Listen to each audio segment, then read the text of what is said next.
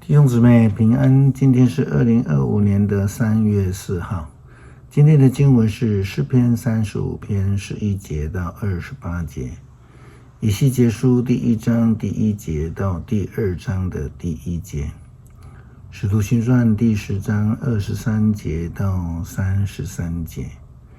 今天要跟大家分享的主题是上帝面前。以西结书是一卷充满了奇异现象象征的一个先知预言之书，但是圣经的重点并不是在于这些奇异的表征，而是在上帝的信息里面要传达的。上帝对先知以西结这样说：人子啊，你要对谁来传达我的信息？以西结书第1章第1节到第2章第1节记载了上帝命令先知以西结的话，这样说道：上主向我说话，他说：必朽的人啊，你要公开斥责以东，告诉他们，我至高的上主这样说：西尔山啊，我要和你作对，我要伸手攻打你，使你荒废，我要使你的城邑荒凉，我要使你的土地荒芜，这样你就知道我是上帝。你是以色列的世仇，以色列人因自己的罪遭殃，受最后审判的时候，你把它交给敌人屠杀。所以我至高的上主指着自己永恒的生命发誓：你注定灭亡，不能逃脱。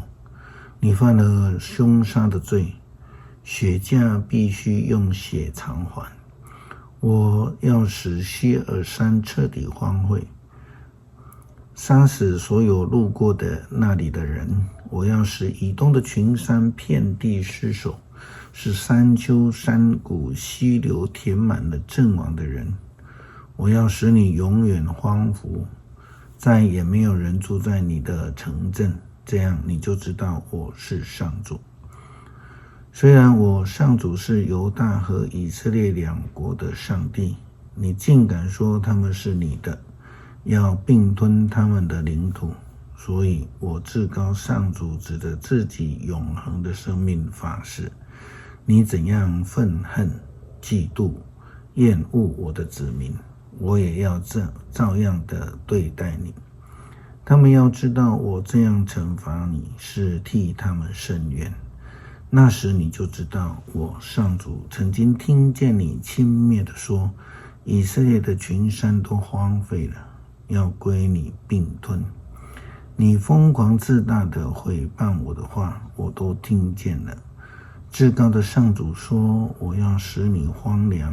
从前我的子民遭难的时候，你怎么样欢呼？现在全世界的人也要照样因你陷落而欢呼。西尔的山区，是的，是整块以东的土地，都要变成废墟。那时人人就知道我是上主。上主说：必朽的人啊，你要向以色列人群山传达我的信息。要向以色列人传达上帝的信息，这目的是要让以色列人来认识上帝，来亲近上帝。彼得在领受了上帝的意象之后，也得到了哥尼流派人来邀请他前往哥尼流的家里。当彼得到的时候，哥尼流的家里就已经坐满了他的家人还有这个朋友们，他们已经在那里等候彼得了。哥尼流本身是一位爱主的人，他也很会周济穷人，乐意捐助。他盼望他的亲人还有他的朋友能够从彼得那里得到福音，来亲近上帝。使徒行传第10章23节到33节这样说道：第二天，彼得动身跟他们一起去了。从约帕来到的几位信徒呢，也跟他们同行。第3天，他们到了该撒利亚。哥尼流已经邀请了他的亲朋好友在家里迎候。彼得刚刚要进去，哥尼流上前俯伏在他脚前拜他。彼得就连忙扶他起来说：请起来，我自己也是人。彼得一边跟哥尼流说话，一边走到屋里去。他看见里面有许多人聚集，就对他们说：你们都知道，按照我们的规矩，犹太人不能跟异族的人密切的来往，但是上帝已经指示我，不可以把任何人当作不洁净或是凡俗的。所以当你们差人来邀请我的时候，我没有推辞就来了。现在请问，你们请我来是为着什么？哥尼流说，4天前大约下午3点钟的时候，我在家里祷告，忽然有一个穿着光亮衣服的人站在我面前，说：哥尼流，上帝垂听了你的祷告，也记得你所做的周记，你要派人到约帕去，邀请名叫西门彼得的那人来。他在皮革匠西门家里做客，西门的家就在海边，因此我立刻差人去请你，你肯光临，真是再好没有了。现在我们都在上帝的面前，要听主吩咐你所说一切的话。像这样的传福音的热情，是基督徒都应该需要具备的，让我们的亲人以及朋友也都能够跟我们一样领受主福音的救恩。诗篇35篇11节到28节，凶恶的人妄作见证，指责我没有犯错的罪。他们以怨报德，使我孤苦无告。但是他们害病的时候，我穿上麻衣为他们悲伤。我进食，低着头为他们祷告。我待他们像待朋友。弟兄，我屈身哀悼，像哀悼自己的母亲。然而我遭难的时候，他们幸灾乐祸地聚在一起讥笑我。